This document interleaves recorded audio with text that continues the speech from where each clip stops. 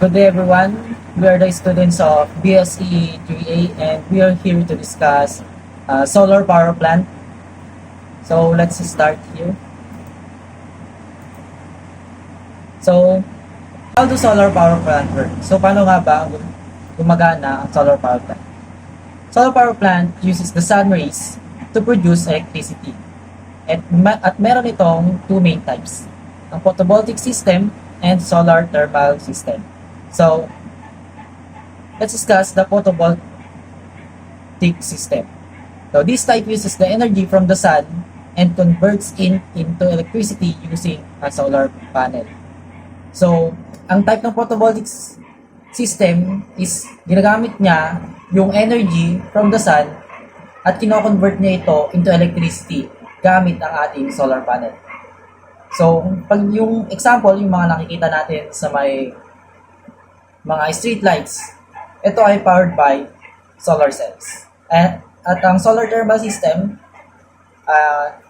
uses mirrors to collect energy from the sun to heat a certain fluid that transfer it into a high temperature which need to water. This fluid becomes superheated steam. The pressure from the steam causes the turbine to turn. So, this discussion is focusing on the photovoltaic system, kaya dun muna tayo mag-focus. So, photovoltaic system. So, how do solar cells look like? So, this is the solar cells looks like. And we have a monocrystalline solar panel and we have polycrystalline solar panel. So, kung makikita natin dito sa monocrystalline solar panel, ito yung tsura niya, at sa polycrystalline solar panel, at ito naman yung tsura niya. And si monocrystalline ay kulay black and polycrystalline is kulay. So, let's discuss the monocrystalline. Monocrystalline consists of a single crystal structure, meaning the entire material is made up one continuous crystal lattice with no grain boundaries. So, ang polycrystalline naman is comprised of multiple crystal structures or crystallites or grains where each grain has its own orientation. These grains are separated by grain boundaries. So, ang efficiency ng dalawang ito, sa difference nila, is ang monocrystalline is typically has a higher efficiency due to its uniform structures and fewer defects. This leads to better electrical conductivity and performance. So, ang polycrystalline naman ay generally exhibits slightly lower efficiency o mas lower efficiency siya kaysa sa monocrystalline. And compared to monocrystalline due to presence of grains boundaries which can hinder electron flow. So, mas a higher efficiency ang monocrystalline na solar panel. So, next slide. So, how do solar cells works? So, to answer this question, let's first study the components of solar cells. So, dito, titingnan natin yung mga layers ito yung mga layers ng solar panel. And it consists of 7 layers. So, aluminum frame, tempered glass, and encapsulant. Yun, yung pinaka-third layer. Fourth layer, solar cells.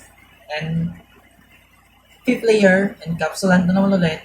At black sheet, black glass, and junction box. So, next slide. How do solar cells works? So, dito makikita natin na dito yung pinaka-first layer is glass and pangalawa is anti-reflection. So, this is another example nung kanina. Mas nauna kanina. Saka, ito, next layer is N-type or yung layer na yon is tinatawag na silicon. Yung silicon, meron 2 types. N-types, and P-type. And yung pinakahuli is metal plate. So yung metal plate is directly siya connected sa may silicon. So, Let us start on the first thing that is happening inside a solar cell when the sunlight strikes. So, for maximum efficiency to occur, the solar panel must absorb as many energy as it can from the sun. The more energy it absorb, the more energy it can supply. Ganun siya, guys.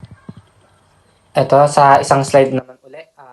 Here is the thing, somewhere around 5% of energy from the sun is already lost due to reflection once it hit the glass, which is the top layer. So, bali yung mga layer niya. Then, yung kulay green dyan, siya yung silicon. So, bakit nga ba hindi siya pwedeng tanggalin na lang, di ba? Para, kumbaga, direct na lang siya napapasok. Bawal nga yun. Katulad ng sinabi ko sa nakarang slide is, mas malaki ang mababawas ito kapag wala yung silicon na yun. Sa next PowerPoint naman tayo, the silicon being a semiconductor is a bit shiny. Exposing it directly to sunlight may lose about 30%. So, mas malaki ang magiging losses nito. Of sun's energy due to reflection. So, ang technique na ito is hindi siya po pwede kasi mas malaki yung percent ng losses niya. Kumbaga, mas malaki yung masayang. Ganon. Malaki yung mababawas nito. Ganon. How do solar cell works? This is the one scenario to be avoided to prevent losses due to reflection. This happens when coating is incorrect. So here is another scenario of being avoided. Once the sunrise strike the most layer, which is the tempered glass, some energy is bounced back and there are some penetrate. Yun, ganun siya, guys. Dito tayo sa ibang slide. With the right amount of coating, the reflected energy can be minimized if not totally cancelled. So, yung nabanggit nga natin kanina about sa mga losses scenario is dapat ang mangyari ay ganito, kumbaga ganyan. Ayun na kasi yung pinaka-perfectly na align na tinatawag kapag nag-manipulate na sa factory. So, kung makikita nyo sa PowerPoint natin, yung yellow part, ayan yung energy from the sun. E di tumatama na nga siya sa baba. So, tumatago sa ilalim. And then, nagre-reflected siya sa ilalim. And then, magbabounce back. Magbabounce back and magko-collected back uli siya. And yun nga ang dapat ang behavior ng isang anti-reflection coating. And take note, marami ang mga technologies na may iba't ibang paraan nila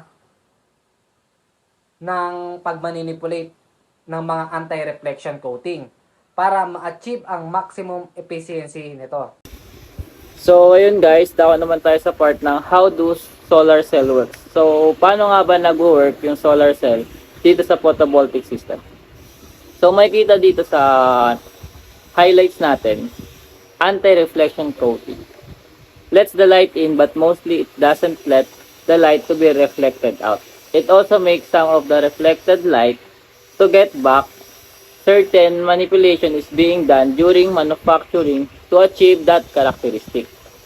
So, yung sinag ng araw, pagka pumasok na siya doon sa pinaka glass nung solar, then may tendency na hindi na siya lumabas. Doon nag-work yung silicon, then it can possible na mag-work into electricity. So, next slide tayo. So, karamihan sa inyo marami nagtatanong dito. Bakit hindi na lang diretso silicon agad? So, sa next slide natin makikita yung sagot. So, yun. So, ito dito sa may pinaka-diagram natin. May kita mo yung glass, mga layer-layer nila hanggang sa pinakababa. So, here is the thing. Somewhere around 5% of energy from the sun is already lost due to the reflection once it hit the glass, which is the top of the layer. So, nakikita nyo dito sa yung parang white, transparent glass dyan.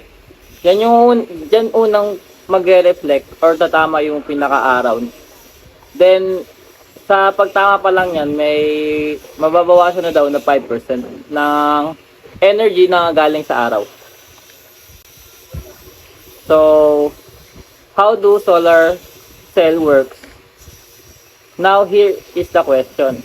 What's the main thing that is happening inside the solar cell or photovoltaic cell that is why it is able to produce electricity when the sunlight strikes?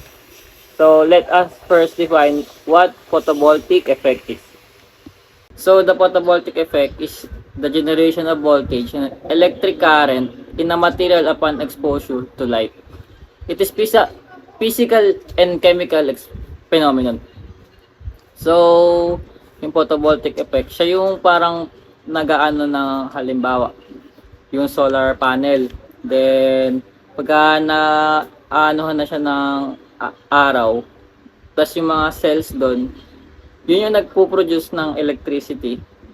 Dahil, di ba, merong ganito na kwadrado na panel, then may mga silicon yan, then may mga cells yan sa mga bawat ano.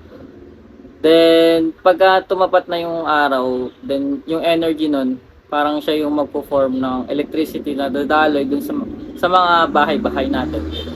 So, yun yung effect ng photovoltaic. So, to achieve the photovoltaic effect, we need a material which when struck by sunlight will exhibit some characteristic of a conductor. Review question. Ano nga ba yung nangyayari sa loob ng copper kung wala naman siyang voltage? So, ito yung sagot. It is valence electron is free to move, transferring from one atom to another in a random. So, yung parang pagkakaliwanag ko ano yun, di ba? May mga, ano siya, molecule or electron, something like that, na pagka once na nag-strike yung sunlight doon, yun yung makakapag-produce ng electricity sa ating mga bahay-bahay. That particular characteristic of a conductor, when there are number of electrons that move freely, is what should be attained to exhibit the photovoltaic effect. This is why where the silicon semiconductor comes into play. So, yun na nga yung silicon na, di ba, marami nagtatanong na bakit hindi na lang silicon agad doon sa panel natin. So, when the silicon semiconductor absorb energy from the sun, the protons which the sunlight have could knock an electron out of the orbit within an atom, making it free to move within the system in a random. So, as explained earlier, na once na nag-strike yung sunlight sa panel natin, it can move freely the atom and it can make electricity in our houses.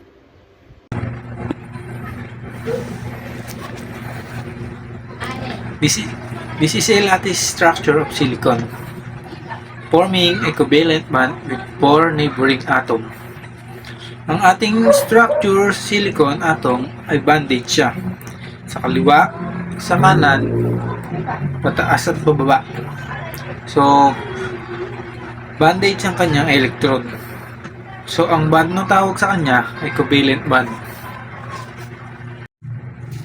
Then, next tayo naman sa isang figure.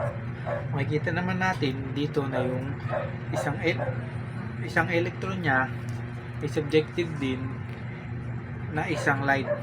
Dito, tatamaan siya ng sinag ng araw and mawawala na siya sa orbit niya. So, pag nawala na siya sa orbit niya, magmo-move na siya na randomly sa system. Okay, another thing that is needed to achieve by the silicon semiconductor is for it to exhibit the characteristic of a battery where there is an imbalance of charge on both sides.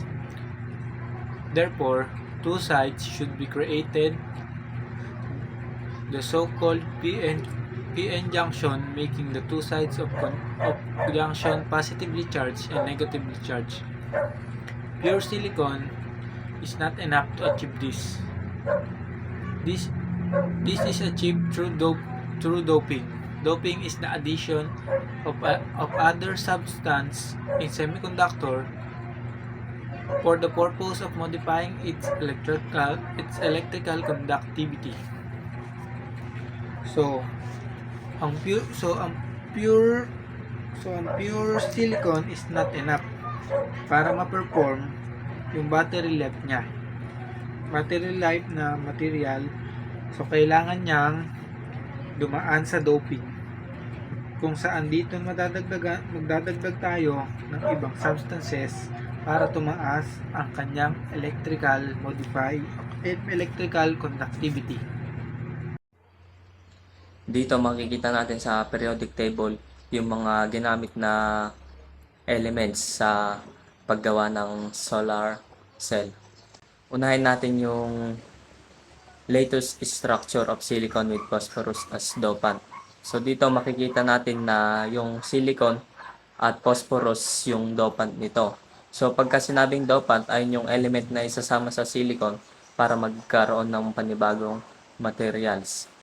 Sunod natin yung silicon with boron as dopant. Ang dopant naman dito ay ang boron.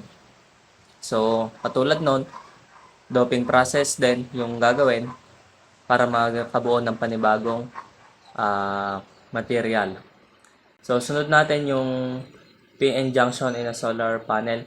So, yung N-type, pag sinabing N-type, ito yung electron na negative charge. Pag sinabi naman na P-type, ito yung electron na positive charge, which is missing electron. Meron siyang missing electron.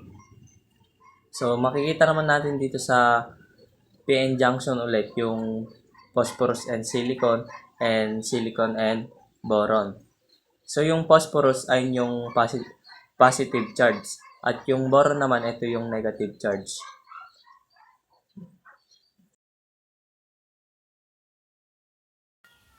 So, dahil nga merong rush of electrons coming from N side towards the P side, yung charges nila ay magiging reverse. And it make the P side become slightly negative and the N side naman ay magiging slightly positive. So, dahil din sa rush of electrons na yon ay makakabuo din ito ng isang barrier na tinatawag na depletion region. Sa depletion region, walang dumadali doon na electrons. Bakante siya. Tapos, dito din ay may nabubuo na electric field. So, yung silicon junction na to ay now nag-exhibit ng isang characteristic of a battery. So, pag nasinaga naman to ng araw, so yung N-side, pag nasinaga ng araw, magpe-penetrate to hanggang depletion region. Tapos, yung photon ng sunlight ay mananak off niya yung electron. So, yung electron, mapupunta siya sa depletion region. Doon siya mag-accumulate. Also, sa P-side, yung pag natamaan to ng sunlight, may mabubuong holes dito. At yung holes na yun will also accumulate on the depletion region. Yung dami ng electrons at ng holes ay equal lang. At dahil naman sa electric field, yung electrons at yung holes ay babalik siya sa dati nilang pwesto. Yung electrons will go to the N side and the holes will go to the P side. At pag nangyari yon ay magkakaroon ng high concentration of nung dalawa na yon. Magkakaroon ng high concentration ng electron sa N side at high concentration of holes dun naman sa P side. So, pag naglagay ka ng connecting wires at load dito, yung electrons will travel from the negative to positive side, creating a direct current. So, dito naman sa solar cell, yung N-type at P-type ang nagkokonekta sa kanila ay yung metal grid at metal plate. So yung sa taas, kaya metal grid siya para makapasok yung araw. Tapos sa ilalim naman ay metal plate. So yun yung nagkokonekta sa kanila. So in a particular solar panel, the N-type ay karaniwan manipis siya tapos heavily doped, while yung P-side naman or yung bottom ay thick siya pero slightly doped. So dahil ginagawa ito para magkaroon ng mas malaking depletion region. Dahil pag malaki yung depletion region, maraming electrons at holes yung kaya nitong ma-accumulate. So kaya na itong mag-produce ng more electricity. So, dito na tayo sa pinaka-last part natin about sa photovoltaic system. Then, ang topic pa rin natin is how do solar cell works. Practically, in a solar panel, the top layer, which is the N-type, side is thin and heavily doped, while the bottom P-type side is thick and lightly doped. So, yung pinaka-first layer daw or top layer side is thin and heavily doped. Then, yung pinaka-lower or bottom layer ng panel is thick and lightly doped. This result into bigger depletion region, thus free electron and the whole pair is being generated in a wider area, which in turn produces more electricity. So, yung paggagawa ng panel, kailangan makapag-produce siya ng more electricity para mas kaya niya i-sustain yung bawat appliances or mga bagay na kailangan ng electricity.